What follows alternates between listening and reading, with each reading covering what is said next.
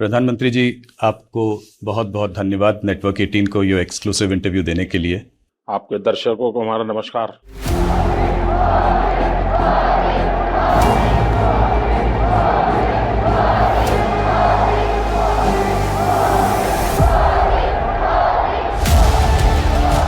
आपका प्रधानमंत्री, आपका प्रधान सेवक या आपका नरेंद्र मोदी कहीं पर भी हो, कुछ भी हो, लेकिन आखिर इंसान तो है। मोदी क्या कहता है? मोदी तो कहता है ये तो ट्रेलर है, मुझे तो और आगे जाना है। न खाऊंगा न खाने दूंगा, तो आगे है। जिसने खाया है वो निकालूंगा और जिसका खाया उसको खिलाऊंगा। करप्शन पर कार्रवाई, ये मेरा कमिटमेंट है। ये तो अभी कुछ भी नहीं है, अभी तो और भी आगे जाना है।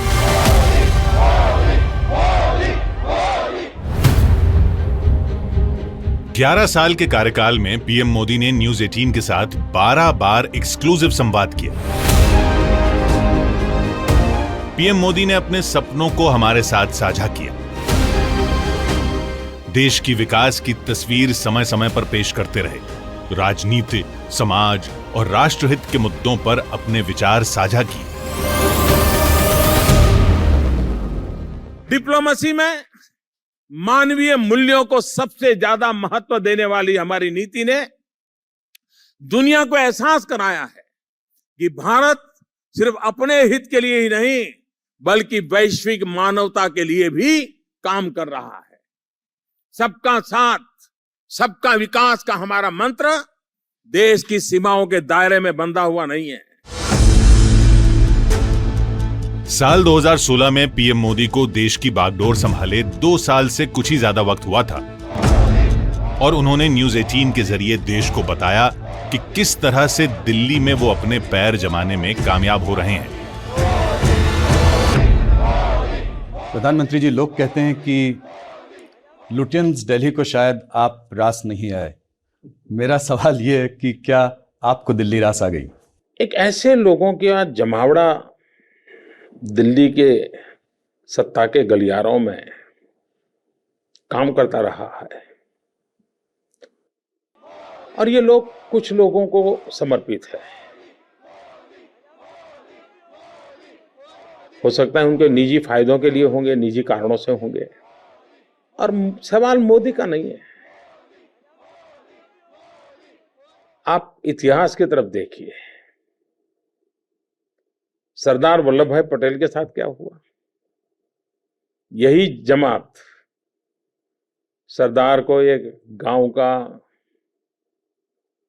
सामान्य बुद्धि क्षमता वाला व्यक्ति के रूप में ही पेश करता रहा। मोरारजी भाई के साथ क्या हुआ? मोरारजी भाई क्या काम किया, क्या नहीं किया, कभी दुनिया को पता ही नहीं चलने दिया। वो क्या पीते थे, इसी की चर्चा करते रहे। चौधरी चरण सिंह के साथ क्या हुआ? उनकी मजाक उड़ाई जाती थी। तो मेरी एक मजाक उड़ाई जाती है, मुझे बड़ा भला बुरा कहा जाता है, मुझे बहुत आश्चर्य नहीं होता है, क्योंकि ये कुछ ठेकेदार हैं जो कुछ लोगों को समर्पित हैं। वे शायद इस देश की जड़ों से जुड़े हुए इंसानों को कभी स्वीकार नहीं करेंगे। 2014 में प्रधानमंत्री की कुर्सी पर बैठने के साथ ही पीएम मोदी का विजन क्लियर था और इसकी झलक देखने को मिली थी फरवरी 2019 में, जब पुलवामा आतंकी हमले के जवाब में बालाकोट एयर स्ट्राइक को अंजाम दिया गया।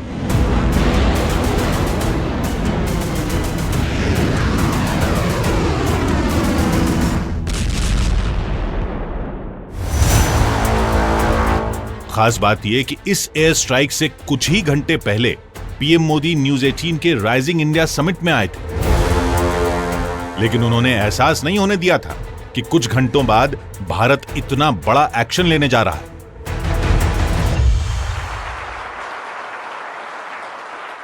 माहौल तो ऐसा ही था।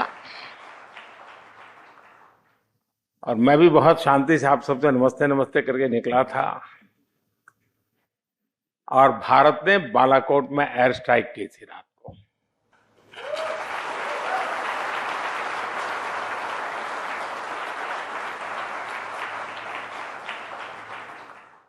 और वो एक दिन था और एक दिन आज है। और आपने देखा होगा कि आतंक के सरगना हो या विकास और शांति की चाहत रखने वाले देश हो, सबने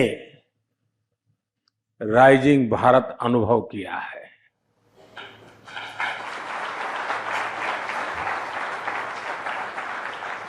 ये नया भारत आतंक के जख्म को नहीं सहता है।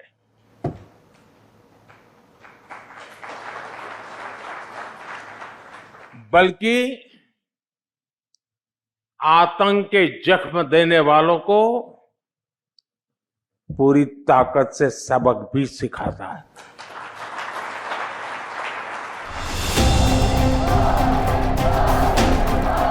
– 2019 चुनावी साल था। पीएम मोदी न्यूज 18 के राइजिंग इंडिया समिट में आए तो उनके तंज में वो विरोधी थे जो मोदी के खिलाफ एकजुट हो रहे थे। अब सोचिए, किसी को चारा घोटाला करना हो तो कैसे कर पाएगा? क्योंकि अब तो सीधे मोबाइल पर मैसेज आता है।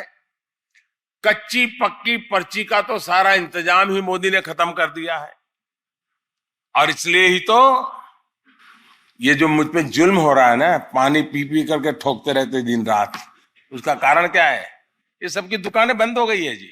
भाई और बहनों, जिसके लिए मैंने लूट के रास्ते बंद किए हैं, वो मुझसे आजकल इतना स्नेह दिखा रहे हैं कि पूछिए मत।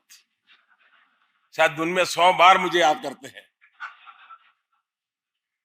एक मंच पर इकट्ठा होकर इतनी गालियां शायद ही किसी को दी गई हो। 2019 के चुनाव में पीएम मोदी की जाति की भी बात हुई, लेकिन न्यूज 18 पर प्रधानमंत्री ने जो बातें रखी उनमें फोकस साफ था, विरोधियों के सवालों के जवाब राष्ट्र निर्माण के साथ।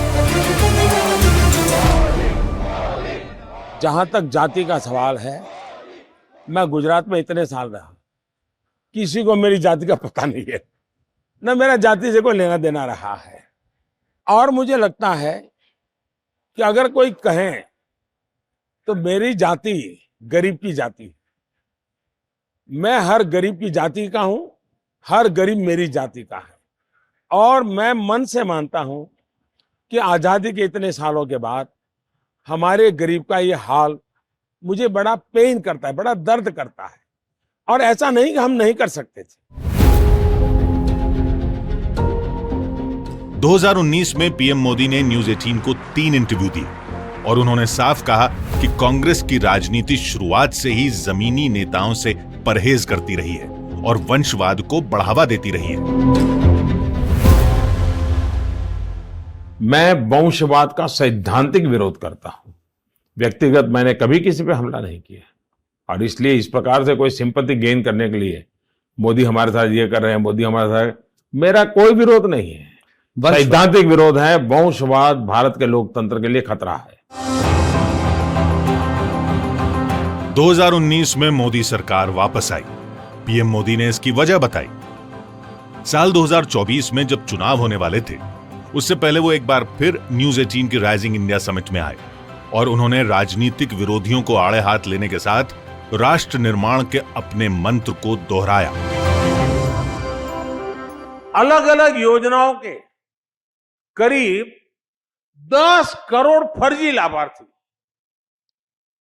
वो लोग जिनका कभी जन्म नहीं हुआ था लेकिन कागजों पर वो जिंदा थे, योजनाओं के हकदार बन गए थे। हमने ऐसे 10 करोड़ फर्जी नाम हटाए। आप हैरान हो जाएंगे, 4 करोड़ फर्जी राशन कार्ड, उसको हमने हटाया। आप कल्पना कीजिए ये कितना बड़ा घोटाला था, गरीबों का कितना बड़ा हक मारा जा रहा था। आज हमारी सरकार उसी गरीब को उसके खाते का पूरा राशन मुफ्त दे रहा है। आज वो गरीब जब मुझे आशीर्वाद देता है तो विपक्ष के मन में गालियां फूटती हैं। मोदी लगातार विपक्ष के निशाने पर रहते हैं। हर चुनाव में उन्हें घेरने की कोशिश होती है और हर बार पीएम मोदी ने यही कहा कि वो ऐसे सियासी हमलों का जवाब अपने काम से देंगे। इस चुनाव में लगातार आपको अपशब्द कहे जा रहे हैं। औरंगजेब कहा गया महाराष्ट्र के एक नेता ने, एक और विपक्षी नेता ने आपको तुगलक कहा, फिर उसके बाद तानाशाह कहा। आपको बुरा लगता है, आपको गुस्सा आता है इससे? भाई देखिए, हम तो कामदार हैं, ये नामदार है और हम कामदार लोग जन्म से ही गालियां सुन करके बड़े हुए हैं, लोगों की लाते खाते बड़े हुए हैं और इसलिए इन चीजों को हम मन पे लेते नहीं है। हम एक प्रकार से गाली प्रूफ बन गए। आपको सच में तकलीफ नहीं होती? आप वाहिद ऐसे शख्स हैं पॉलिटिकली जिसको इतना कोसा गया है, और ये अतिशयोक्ति नहीं है जब मैं आपसे कह रही हूँ। मतलब आप किसी भी पर्सनालिटी को सोचिए तो उसको विपक्ष की तरफ से ऐसे नहीं कोसा गया जैसे आपको कोसा गया है। हमारे शास्त्रों में कहा है कि निंदक नियरे राखिए, और मैं ये साफ मानता हूं, अगर इतने आलोचक न होते, टीवी मीडिया का वो जमाने में थोड़ा कम था, लेकिन जो भी बैठे थे वो एक विचारधारा से प्रेरित लोग थे, वेस्टेड इंटरेस्ट ग्रुप से जुड़े हुए थे, तो उन्होंने सोचा कि इस आदमी को गालियां दे दे करके हम इस पूरे एक इंस्टीट्यूट को और पूरे एक विचार प्रवाह को ही तबाह कर देंगे। ये भूल गए कि उन्होंने ऐसा करके मुझे बहुत बड़ा बना दिया। 2024 के चुनाव में नरेंद्र मोदी पूरे कॉन्फिडेंट दिख रहे थे। उन्होंने न्यूज 18 से 2024 में 6 बार बात की और हर बार उन्होंने यही बात कही कि भारत के विकास की यात्रा का अभी तो ये ट्रेलर है। अगर आप 10 साल के कालखंड में इन्फ्लेशन को भी ले, जो महंगाई की इतनी चर्चा करते हैं ना, तो ये 10 साल सबसे कम इन्फ्लेशन वाला कालखंड रहा है।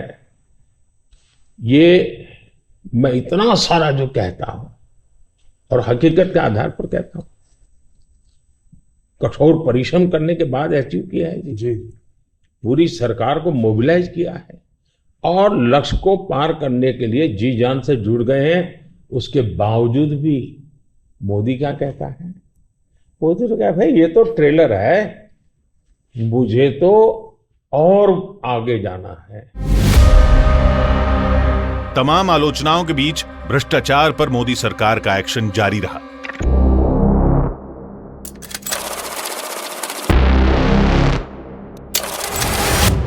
पीएम मोदी उन एजेंसियों के साथ चट्टान की तरह खड़े रहे जो करप्शन के जंजाल से देश को मुक्त करने के मिशन में लगी हुई हैं।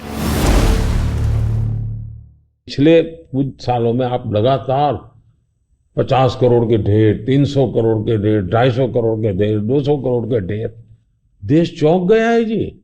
आप कितना इसको दबाने की कोशिश करो, लेकिन देश के दिल दिमाग में स्थिर हो चुका है कि लूटने वाले लोग हैं। जो मुझे अनुकूल नहीं वो सब निकम्मा। ये जो सोच है ये टोटली अनडेमोक्रेटिक सोच है, और उसी में से कुछ पत्रकारों को ब्लैकलिस्ट कर दिया जाए, वो उसी सोच का परिणाम है कि रिजेक्टेड। क्यों? क्योंकि तुम मेरे अनुकूल नहीं हो। बॉयकॉट। वो अनडेमोक्रेटिक है, लोकतंत्र की हत्या है वो। और इसलिए हमारी इंस्टीट्यूशंस के साथ भी वही हो रहा है। जैसे पत्रकार के साथ हो रहा है, तो मेरे अनुकूल नहीं तो निकम्मे। तो इंस्टीट्यूशन, तो मेरे घर पे रेड मत करो, मैं तो चोरी करता रहूंगा, तो इंस्टीट्यूशन निकम्मी। ये जो लॉजिक चला है, मैं उसका उपाय क्या? उसका उपाय यही है कि हमने ऐसी शख्सियत और ऐसे शक्तियां, उसकी प्रतिष्ठा बढ़ा लीजिए। इनकी सामाजिक प्रतिष्ठा इतनी बढ़ाओ कि फिर कोई उसको हाथ नहीं लगा पाएगा। पीएम मोदी ने न्यूज 18 पर यह भी साफ कर दिया कि देश में नफरत पैदा करने वाली साजिशों को कभी कामयाब नहीं होने दिया जाएगा। 2014 के घोषणा पत्र में भी धर्म के आधार पर आरक्षण की बात कही है, जबकि हिंदुस्तान का संविधान जब बना तब तो कोई आरएसएस वाले, बीजेपी वाले संविधान सभा में नहीं थे। बाबा साहब आम्बेडकर जैसे लोग बैठे थे, पंडित नेहरू जैसे बैठे थे, सरदार वल्लभ भाई बैठे थे, देश के कई महापुरुष बैठे थे। उन सब ने लंबे चिंतन के बाद तय किया था कि भारत जैसे देश में धर्म के आधार पर आरक्षण नहीं दिया जा सकता। जम्मू कश्मीर में 70 साल तक भारत का संविधान नहीं लगा है। ये हमने आकर के भारत के संविधान, और वहां दलितों को पहली बार आरक्षण मिल रहा है जी। वाल्मीकि समाज वहां रहता है, वहां पहली बार आरक्षण मिल रहा है। ये सब क्या बातें करते हैं जी। और उनकी हिम्मत है क्या? वो प्रेस कॉन्फ्रेंस करके बोले कि हम 370 फिर से वापस लाएंगे। हिम्मत है तो कोई भी दल हिम्मत है तो आ जाए मैदान में। कश्मीर के साथ ही आजादी के दशकों बाद पूर्वी भारत के राज्य मुख्य धारा में जुड़े हैं। वजह है पीएम मोदी का पूरे भारत को एक साथ लेकर चलना। पूर्वी भारत का इमोशनल इंटीग्रेशन और डेमोग्राफिक डिविडेंड, उसे ध्यान में रखा जाता बहुत जरूरी है। और इसलिए हमारी सरकार act east and act fast for India east के मंत्र पर चल रही है। और जब मैं एक्ट ईस्ट कहता हूं तो उसका विस्तार सिर्फ उत्तर पूर्व के राज्यों तक सीमित नहीं है, बल्कि ये पूर्वी उत्तर प्रदेश, बिहार, पश्चिम बंगाल, उड़ीसा भी शामिल है। देश का यह वो हिस्सा रहा है जो विकास की दौड़ में पीछे रह गया था। हमारी सरकार ने इस असंतुलन को खत्म करने और अधूरी परियोजनाओं को, अटकी हुई परियोजनाओं को पूरा करने का काम शुरू किया। पीएम मोदी ने पश्चिम बंगाल पर खास तौर पर कई बयान दिए, जिनमें बंगाल और बंगाल के लोगों के लिए उनकी चिंता जाहिर होती दिखी। दुनिया पागल होकर के कोलकाता आना चाहती थी। ये महान विरासत है इस यहाँ के लोगों की टैलेंट, यहाँ के लोगों का सामर्थ्य, यहाँ की भूमि की ताकत, इतनी पैदावार भूमि है, यहाँ के मिनरल्स, यानी एक प्रकार से समृद्धि का भंडार है। लेकिन इन्वेस्टर्स भाग गए, क्योंकि पहले लाल झंडे वालों ने बर्बाद करके रख दिया। छुट्टियां, हर दिन हड़ताल। इन्होंने आकर के उसी मॉडल को ले लिया और इन्होंने तो शुरुआत की, कोई इंडस्ट्री ना है इसकी लड़ाइयां लड़ी। आज एक तरफ आपने इंडस्ट्रियों को भगाया, अब इन्वेस्टर समिट कर रही हो तो किसी के गले नहीं उतरता है कि घर आई हुई इंडस्ट्री को आपने लात मार करके भगा दिया। अब आप इन्वेस्टर समिट का नाटक करोगी तो कौन आएगा? न्यूज 18 से 11 साल में 12 बार पीएम मोदी ने बात की और उससे पता चला कि पिछले 11 साल में उभरते और आगे बढ़ते भारत के लिए ऐसी बुनियाद तैयार हुई है जिससे भारत को 21वीं सदी की ताकत के रूप में स्थापित करने का भरोसा पैदा हुआ है। भारत दुनिया का चौथा ऐसा देश बना जिसने सैटेलाइट्स की डॉकिंग और अनडॉकिंग की क्षमता हासिल की। भारत ने सेमी क्रायोजेनिक इंजन का सफल परीक्षण करके दिखाया। भारत ने 100 गीगावाट सोलर कैपेसिटी का ऐतिहासिक पड़ाव पार कर लिया। भारत ने 1000 मिलियन टन कोयला उत्पादन का रिकॉर्ड बनाया। नेशनल क्रिटिकल मिनरल मिशन की शुरुआत हुई। पीएम मोदी का मिशन है 2047 तक विकसित भारत बनाना, और वो इस यात्रा में न्यूज 18 के राइजिंग भारत समिट को एक मंच के तौर पर देखते हैं, जहां भविष्य का रोड मैप तैयार होता है। नेटवर्क 18 ने इस समिट के माध्यम से देश के युवाओं की क्रिएटिविटी, उनकी सोच, उनकी संकल्प शक्ति को जिस तरह सामने रखा है, वह सराहनीय है। आपने युवाओं को एंगेज किया, उन्हें देश की समस्याओं पर सोचने, सुझाव देने और समाधान खोजने का मंच दिया। और सबसे बड़ी बात, उन्हें सिर्फ श्रोता नहीं, परिवर्तन का भागीदार बनाया। अब मैं देश की यूनिवर्सिटीज, कॉलेज और रिसर्च इंस्टीट्यूशन से आग्रह करता हूं कि समिट के एंगेजमेंट को आगे ले जाएं। जो इनसाइट निकले हैं, जो सुझाव आए हैं, उन्हें डॉक्यूमेंट करें, स्टडी करें और पॉलिसी तक पहुंचाएं। तभी ये समिट सिर्फ एक इवेंट नहीं, एक प्रभाव बन पाएगी। ब्लूप्रिंट हमारे सामने है। 2047 का टारगेट तय है। अलग अलग मोर्चों पर हासिल क्या करना है, रणनीति भी तय है। पीएम मोदी ने इसी को राइजिंग भारत नाम दिया है।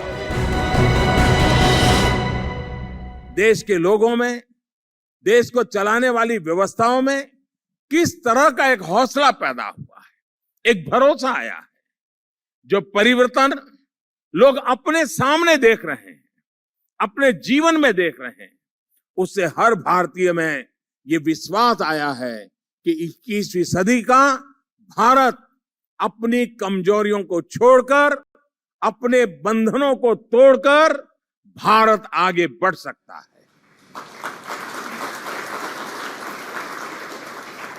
भाई और बहनों, यही वजह है कि आज पूरा विश्व भारत के इस उदय को, राइजिंग इंडिया को मान दे रहा है, सम्मान दे रहा है।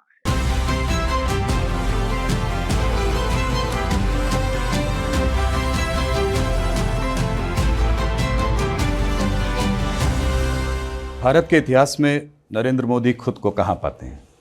जो इंसान वर्तमान में जीने का शौकीन हो, वो इतिहास की चिंता क्यों करे? और जीवन में कभी भी ऐसी गलती नहीं करनी चाहिए कि अपने लिए कुछ करें। देखिए, हमारे देश का दुर्भाग्य ये रहा है कि सरकारों ने भी अपनी छवि बनाने की भरपूर कोशिश की, राजनीतिक दलों ने भी अपनी छवि बनाने की भरपूर कोशिश की, शासन पर बैठे हुए लोगों ने भी अपनी छवि बनाने की भरपूर कोशिश की। काश अच्छा होता, अपनी छवि के बजाय हमने देश की छवि बनाने के लिए अपने आप को खपा दिया होता। 125 करोड़ देशवासी, ये इतिहास की अमर कथा है। उन 125 करोड़ देशवासियों में एक मोदी होगा, उससे ज्यादा कुछ नहीं हो। ऐसी ही मोदी की पहचान हो, वो 125 करोड़ में खो गया हो, 125 करोड़ में लिप्त हो गया हो, इतिहास के किसी पन्ने पर नजर ना आता हो। अगर ऐसी जिंदगी जी करके जाऊं, अपने आप को पूरी तरह खपा दूं, आहूत कर दूं, तो उससे बड़ा जीवन का आनंद क्या होगा? यही खुशी होगी। मेरी पूरी तपस्या या मेरा फोकस देश बने इसके लिए है। अपने लिए जिए तो क्या जिए, जीना है तो देश के लिए, और मरना भी है तो देश के लिए। जिसको किसी ने नहीं पूछा, उसको मोदी ने पूजा है।